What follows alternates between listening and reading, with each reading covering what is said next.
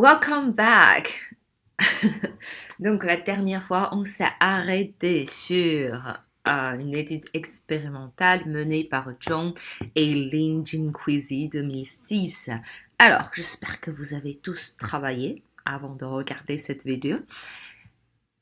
L'hypothèse, donc pour rappel, on prédit que la moralité influence de façon significative la perception psychologique de propreté. Déjà, rien que sur la première partie de l'hypothèse, on entend la moralité influence la propreté. Donc, celle qui influence l'autre est la VI, la variable indépendante. Donc, la variable indépendante, ici en l'occurrence, c'est la moralité. La moralité influence la perception de propreté. Donc, la perception de propreté est la variable dépendante, c'est la VD. Alors, c'est une variable quali ou quanti, donc on continue à lire cette hypothèse opérationnelle, dans le sens où la moralité sera psychologiquement associée au concept de propreté, tandis que l'immoralité sera liée à la saleté. On dirait plutôt que c'est une variable qualitative à deux modalités, moralité et immoralité. Et la VT, aussi une variable qualitative à deux modalités, propreté et saleté. Ok. Et si cette variable était formulée un peu lotement, dans le sens où plus le niveau de moralité est élevé, plus le niveau de perception psychologique de propreté est élevé. Et dans ce cas-là, ce sera deux variables quantitatives. Chaque fois, on entend le mot, le niveau de, le degré de, l'intensité de, la fréquence de. Ça s'agit de variables quantitatives. Alors, en l'occurrence, ce sont deux variables qualitatives.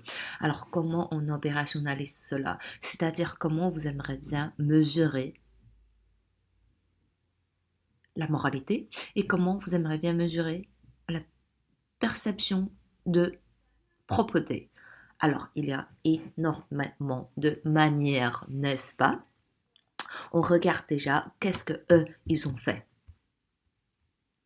Les auteurs comparent deux groupes dans les conditions expérimentales suivantes. Donc, un groupe qui passe une condition expérimentale, l'autre groupe passe une deuxième condition expérimentale différente. Donc, quand il y a deux différents groupes qui passent chacun une des conditions expérimentales différentes, on parle de plan simple ou groupe indépendant.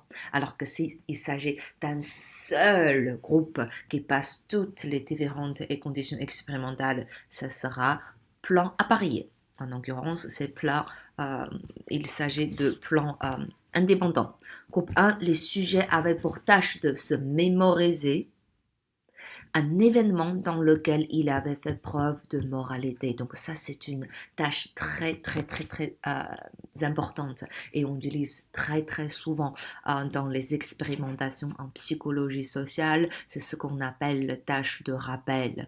Donc s'il s'agit de tâches, on demande aux gens tout simplement, il faut se remémoriser un événement dans le passé, que vous avez fait preuve de ceci ou cela, que vous avez fait preuve de bonheur, de paix, de joie, de stress, etc. Mais afin que vraiment, parce que ça c'est une condition où on provoque une situation de moralité, et dans la deuxième condition, on provoque le sentiment de immoralité. Donc afin que ce sentiment de moralité ou immoralité soit suffisamment provoqué, et on demande aux gens souvent de prendre leur temps, par exemple pendant une demi-heure, ils vont décrire l'événement, qu'est-ce qui se passe concrètement, c'était quand, avec qui, voilà, qu'est-ce qu'ils ont fait concrètement, peut-être ils ont aidé une vieille dame à traverser la rue, ou dans la condition d'immoralité, ils ont volé quelque chose, ils se sentent très coupables, ils se sentent pas bien, mais bon, il était jeune, donc on leur demandait de bien prendre le temps d'écrire tous les détails, l'histoire de le faire bien émerger dans la situation soit de moralité, soit d'immoralité, et pour bien provoquer ce sentiment-là. Et ensuite, à la fin de la tâche assignée, les sujets pouvaient choisir un des deux cadeaux suivants. Et là, il s'agit d'un deuxième paradigme expérimental, ce qu'on appelle le choix forcé.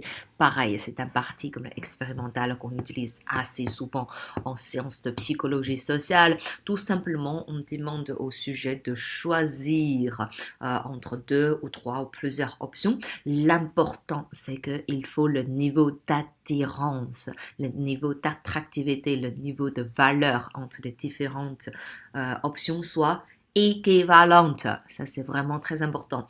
Imaginons, à la fin de tâche, on demande soit vous choisissez un portable iPhone, soit vous choisissez sac poubelle. Alors, tout le monde doit choisir iPhone. Ça, c'est un exemple extrême, mais pour dire qu'il faut que vous vérifiez bien en amont, idéalement auprès d'un groupe prétexte, pour voir que bien ces deux options ont des valeurs équivalentes, ont un niveau d'attractivité équivalent. Et en l'occurrence, ces deux objets, un stylo et une lingette antiseptique. À mon avis, c'est un stylo pas cher. Donc voilà, de valeurs équivalentes. Donc, soit l'un, soit l'autre. Et ce qui est intéressant, les comportements observés, 75% des sujets du groupe 2, c'est-à-dire que les personnes qui ont un sentiment d'immoralité ont choisi la lingette antiseptique, alors que seulement 37% du groupe 1, c'est-à-dire le groupe qui imagine leur épisode moral, ont choisi la lingette. Pourquoi? Apparemment, puisque l'immoralité c'est associé avec la saleté et quand on se sent sale, on a besoin de se nettoyer et comment on nettoie, on a besoin des lingettes pour nettoyer. Donc voilà, ceux qui ont choisi les lingettes antiseptiques, c'est ceux qui se sentent sales, ceux qui se sentent qu'ils ont besoin d'être nettoyés. C'est très intéressant, n'est-ce pas? Et je trouve que c'est une expérimentation assez innovante qui ont été réalisées.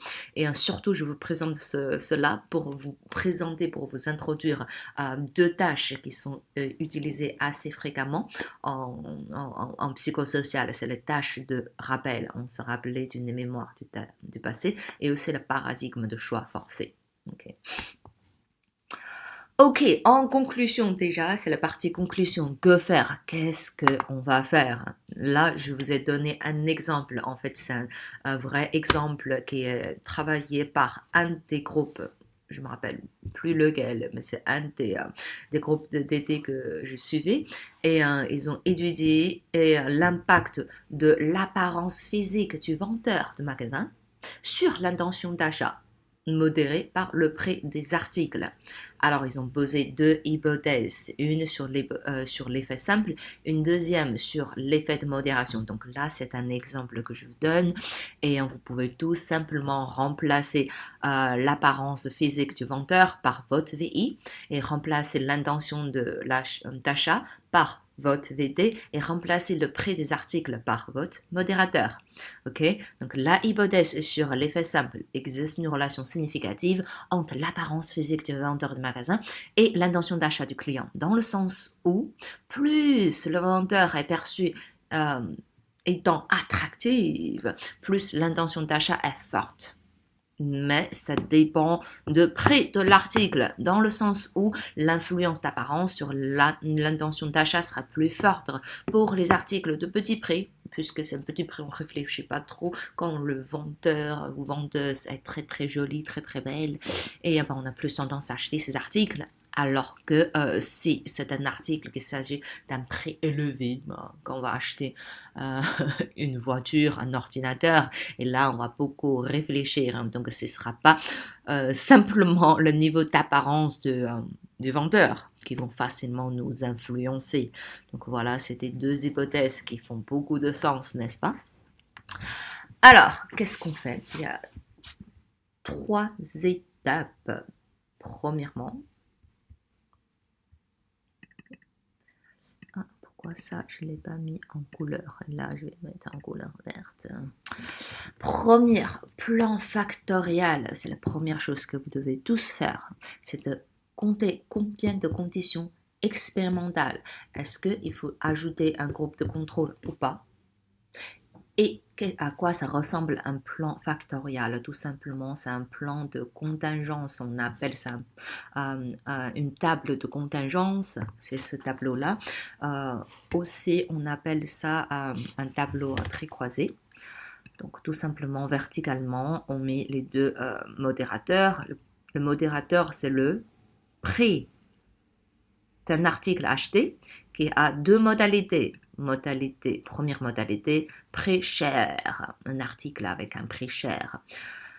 Deuxième modalité, c'est le prix faible. Donc ça, il s'agit d'une seule variable. Le prix d'un article a deux modalités. Cher, pas cher. Cher, pas cher. Okay. Et verticalement en colonne, c'est notre VI. Donc notre VI, c'est le apparence physique de vendeur de magasin.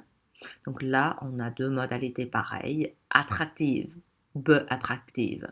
Et là, ça nous fait 2 fois 2, 4 conditions expérimentales. 2 fois 2 égale 4. On est tous d'accord. On a condition attractive, cher, peu attractive, cher. Attractive, pas cher, et peu attractive, pas cher. Alors, comment, à partir de ce moment-là, on opérationnalise? Il y a beaucoup de moyens, n'est-ce pas? Donc, c'est ici, vous allez faire preuve de créativité. Donc, en étant créatif, on reste rigoureux quand même, puisqu'il s'agit de recherche scientifique. Alors, deuxième étape, opérationnalisation des conditions expérimentales. Moi, j'ai résumé en 3 manières de le faire. Soit on peut faire une mise en situation réelle, c'est-à-dire à l'aide des compères. Imaginons que là, on a 4 groupes différents. Groupe 1, on va recruter 30 personnes. Groupe 2, on recrute 30 personnes. Groupe 3, 30. Groupe 4, 30. Au final, si on recrute 30, 32, 28, c'est pas très grave, mais il faut que ça soit relativement équivalent, le nombre d'effectifs par groupe. Donc pour groupe 1, on recrute 30 personnes et qui vient dans un magasin où il y a un vendeur.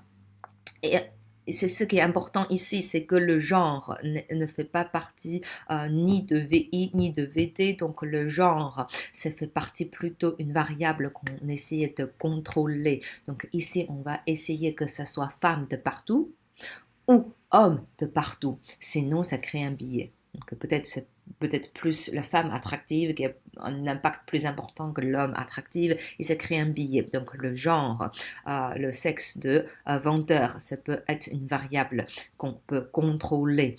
Et en l'occurrence, imaginons, on va faire 4 vendeuses, soit tous des vendeuses. Ok, assez stéréotype, mais on va le faire. 4 vendeuses, 4 vendeuses. Et là, même article aussi. Parce qu'on cherche de tout standardiser. Là, on est dans conditions laboratoires. On standardise tout. Et pour neutraliser, réduire, carrément supprimer les variables parasites autant que possible. Et imaginons là, c'est un stylo, la même marque, le stylo. Donc, dans la première condition, on va introduire une vendeuse très très belle et qui essaie de vendre un stylo très cher qui coûte 30 euros. Allez. Dans deuxième condition, une vendeuse et pas très belle. C'est pas gentil de trouver une personne et on l'appelle ça pas belle. Bon. Mais une vendeuse, pas très belle. C'est pas moche, mais moins belle. Allez, moins belle, mais normale. Mais qui vend aussi le même stylo. Très cher. 30 euros. Troisième condition, on va trouver la même vendeuse, ok? Il faut que ça soit la même. Sinon, c'est créer des variables parasites. La même vendeuse, toujours très belle, qui vend pourtant un stylo pas cher. Donc, un stylo à 2 euros. Hein? Donc, celui-là, 2 euros. Et quatrième condition d'une vendeuse pas belle ou normale. Donc, c'est la même personne. En l'occurrence, on a simplement deux vendeuse, une vendeuse très belle, une vendeuse un peu moins belle. Et on a 2 stylos à vendre. Un stylo à 30 euros, un deuxième stylo à 2 euros. Et ça nous fait 4 conditions expérimentales. Donc, tout simplement, on va recruter 30 personnes, on va les mettre dans première condition, deuxième, troisième, quatrième. Et à la fin, on leur fait passer tout simplement un questionnaire pour leur demander leur intention d'achat. Est-ce que vous aimeriez bien acheter ce stylo? Ou carrément, on va essayer de leur vendre le stylo pour voir le nombre de ventes. Donc, tout est possible. Donc là, c'est mis en situation réelle avec l'aide de compères. L'avantage, c'est que il y a plus de valeur écologique puisque c'est une mise en situation. L'inconvénient sera, il y aura des variables parasites qu'on aura du mal à contrôler. Et c'est très coûteux aussi, ça prend du temps. On doit vraiment accueillir les personnes une par une. C'est coûteux, c'est conséquent, ça prend du temps. Et il y a des variables parasites, mais pourtant il y a une bonne valeur écologique puisqu'il s'agit des situations réelles. Mais il n'empêche pas toujours l'effet expérimentateur qui soit toujours présent. Deuxième, assez récurrent, on utilise simulation virtuelle. Tout passe sur Internet, c'est beaucoup plus simple, n'est-ce pas? Donc par Internet, soit on peut leur proposer des scénarios, donc tout simplement, et il y a une femme très très belle, ou soit par une vidéo, donc voilà, on peut carrément le mettre les lunettes réalité virtuelle pour se projeter dans la situation maintenant. De plus en plus, on introduit cette nouvelle technologie de réalité virtuelle pour réaliser l'expérimentation. Ça fait classe. Ou des images, tout simplement. On présente une image d'une vendeuse qui ressemble à Angelina Jolie, une deuxième qui ressemble à, je sais pas, une deuxième actrice qui est un peu moins belle. Pareil, on présente le stylo avec deux prix différents et on leur fait passer tous le même questionnaire à la fin. Aimerait bien vous acheter ce stylo, soit à 30 euros, soit à 2 euros. Donc, soit par un scénario, par une vignette, par une histoire. Ok, qu'on a inventé, on a réfléchi en amont. Beaucoup des étudiants, je sais qu'ils ont opté pour cette solution-là parce que c'est très facile. Pour ceux qui ont choisi cette solution-là, tout simplement, il faut dans votre annexe, vous écrivez tous vos scénarios, okay, afin que je sache comment vous avez imaginé. Donc, il faut bien détailler. Donc, pour ceux qui ont opté pour celui-là, pas seulement dans votre dossier, écrivez on aimerait bien écrire 4 scénarios. Il faut que vous écrivez les scénarios et mettez-les dans l'annexe. Ou soit vous mettez une vidéo, ou soit vous mettez une image. En l'occurrence, tout simplement, vous trouvez 2 images. Une image d'une vendeuse belle, une image d'une vendeuse pas belle. Et puis, trouvez 2 stylos. Un stylo qui est chic, un stylo qui ressemble à celui-là. Qui coûte 2 euros, même 1 euro. Okay. Vidéo ou image ou journal de presse, ça on utilise assez souvent aussi, surtout pour montrer la crédibilité de source de l'information, pour bien mettre les gens immergés dans la condition qu'on essaie de les manipuler. Donc on peut dire que c'est un article publié par Figaro, par Le Monde, etc. Mais en réalité c'est nous qui avons inventé l'histoire. Donc c'est pour augmenter la crédibilité de sources d'information. Ça, on le fait aussi.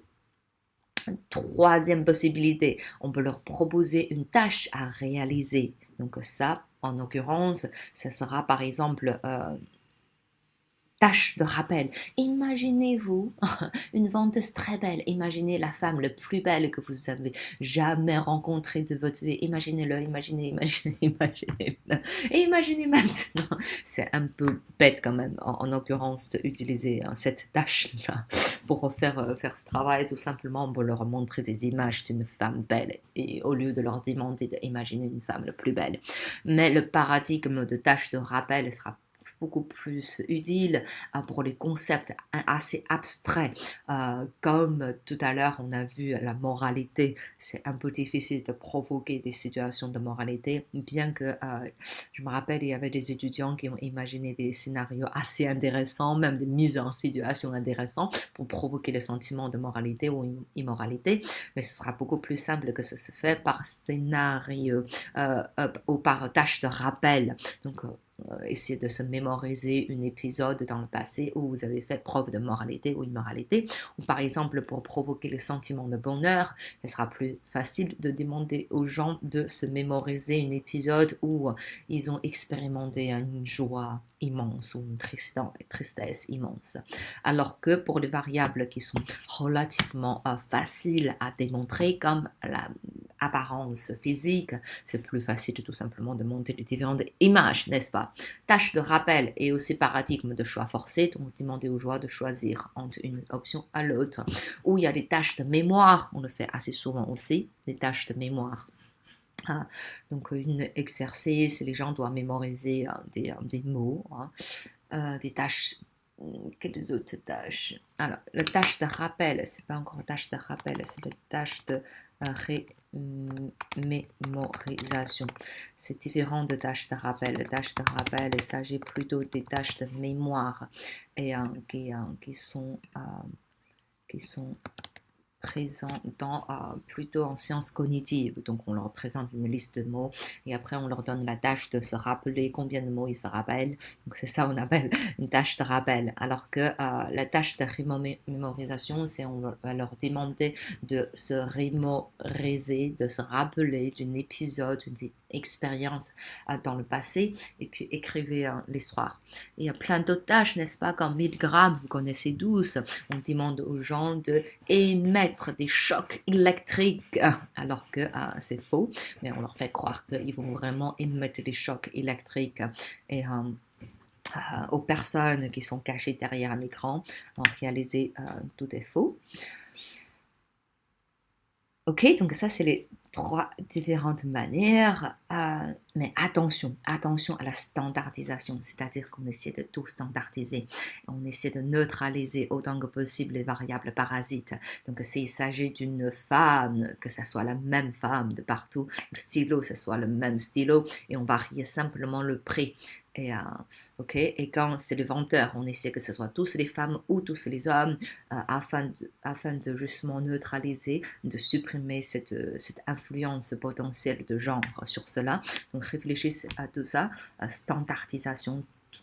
Idéalement, tout soit standardisé. Le temps aussi, il ne faut pas qu'une condition se passe avec un beau soleil comme aujourd'hui et dans les d'autres conditions se passe dans les jours où il fait très très mauvais. Et quand il fait mauvais, peut-être les gens ont moins envie d'acheter des articles.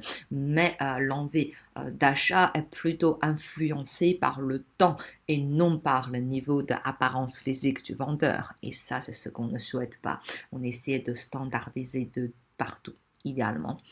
Deuxièmement, ne jamais dévoiler votre vrai objectif de recherche en amont et pendant l'expérience, puisque une fois on dévoile le vrai objectif, il y aura toujours le biais de désirabilité sociale, les gens qui ont envie de plaire et tout. Et donc on trouve toujours une raison un peu bidon au début. Oh, c'est une expérience où on essaie de tester les styles d'écriture, on essaie de tester un nouvel site qu'on essaie de mettre sur Internet pour voir comment ça marche. Oh, c'est une étude qui essaie de voir les différentes, voilà, trouver une raison sur le bien-être de vie des étudiants et sur l'efficacité d'une technique de vente. Trouver une raison qui n'a rien à voir avec votre vrai objectif de recherche, avec vos hypothèses, ok, pour éviter le biais de désirabilité sociale. Mais on doit toujours faire un travail de débriefing à la fin. Quand tout est fini, on leur doit un débriefing. C'est-à-dire, on doit leur expliquer notre vraie raison. C'est pour la raison déontologique. Ok, cette partie, c'est pas obligé dans la recherche, évidemment, mais c'est pour la raison déontologique qui est pourtant très importante. On doit leur expliquer pourquoi on a fait ça. C'est pour quelle raison, afin que les gens disent ah ok. Et pour certaines expérimentations qui sont susceptibles de créer certains inconforts psychologique. Imaginons, enfin, c'est comme l'exemple tout à l'heure, on demande aux gens de se mémoriser un épisode où il fait preuve d'immoralité. C'est assez traumatisant. Imaginons que c'est vraiment quelque chose qu'ils ont fait du mal pour les autres et waouh, c'est des blessures dans le cœur et ça, on leur demandait de le remémoriser cela et c'est un peu cruel pour faire ça.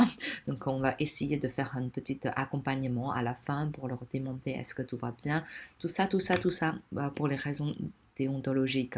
Donc pour ceux qui s'intéressent à la question de déontologie liée à l'expérimentation, je vous invite à aller voir le film Stanford Prison. Donc ça c'est vraiment l'histoire noire de la psychologie où un professeur, Philippe Zimbabwe, comme ça, un professeur qui étudie voilà, un effet d'identité masquée. Quand on masque l'identité personnelle et on se passe comme un pseudo-personne, est-ce qu'on va manifester certains comportements qu'on ne manifeste pas forcément quand on dévoile notre vraie identité avec notre vrai nom et prénom.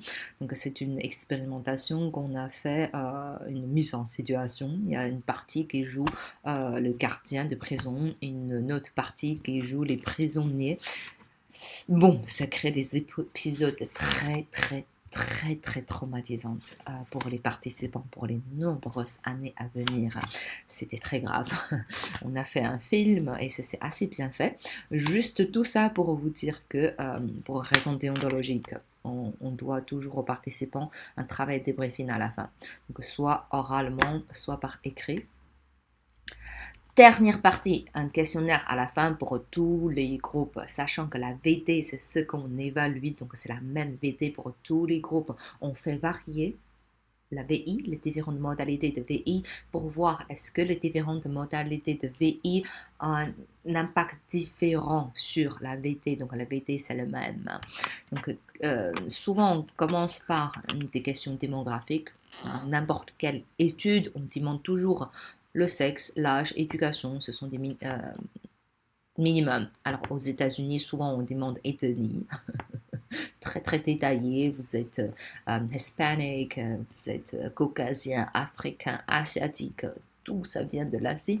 Alors qu'en France, ça se fait pas très souvent, mais pourquoi pas si ça il y a un intérêt et, dans votre étude. Ce sont des variables qu'on peut contrôler. Question démographique. Alors, question sur la variable de contrôle, c'est super intéressant, c'est-à-dire les autres facteurs qui sont susceptibles d'influencer la variable dépendante. En l'occurrence, notre variable dépendance, c'est l'intention d'achat du stylo, n'est-ce pas? Donc, il y a le genre. C'est possible, ok? Donc, que ce soit un vendeur femme ou une vendeuse femme ou un vendeur homme ou la correspondance de sexe. Peut-être une vendeuse femme aura plus d'impact sur un client homme que pour un client femme. Donc, c'est la correspondance de sexe qui c'est très intéressant. Et un vendeur homme, peut-être, aura un plus d'impact sur un client femme qu'un client homme. Donc, voilà. Là, c'est un billet susceptible. Attractivité, donc ça c'est le genre de vendeur et aussi le genre de acheteur, de client. En l'occurrence les participants. Attractivité de l'ambiance de magasin, okay. Le style de consommation du client. Peut-être il y en a certains qui ont certains styles, l'achètent facilement, alors que certains qui sont très réfléchis, raisonnables. Statut social, style de vie aisé, pauvres, etc.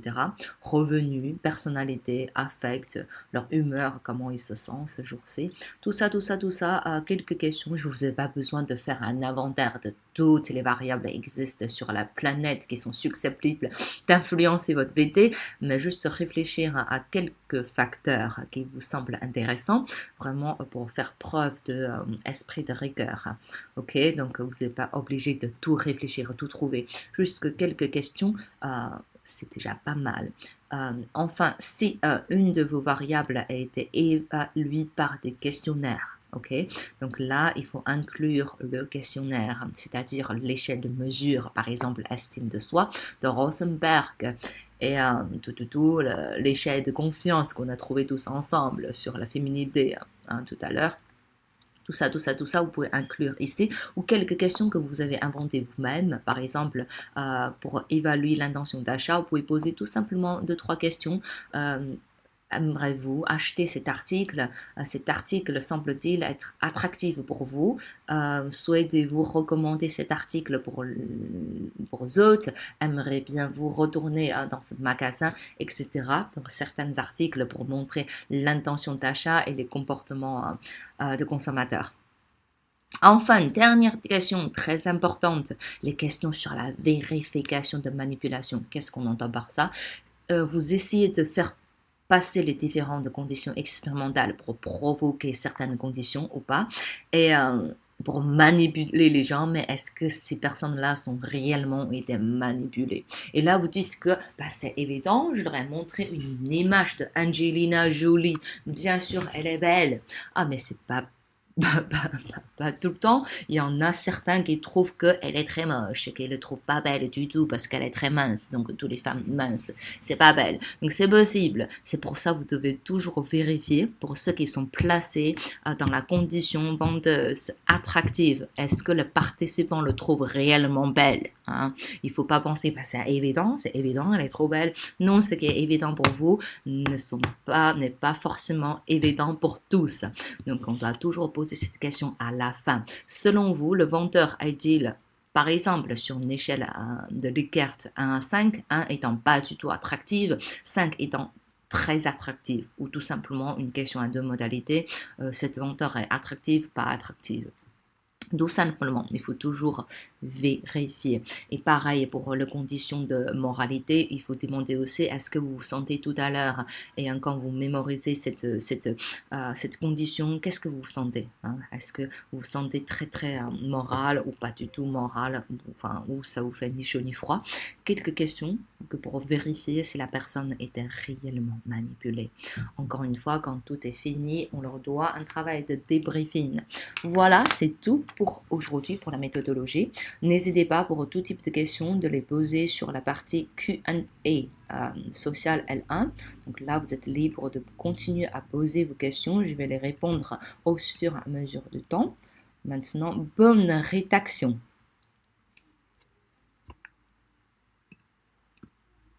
Ciao!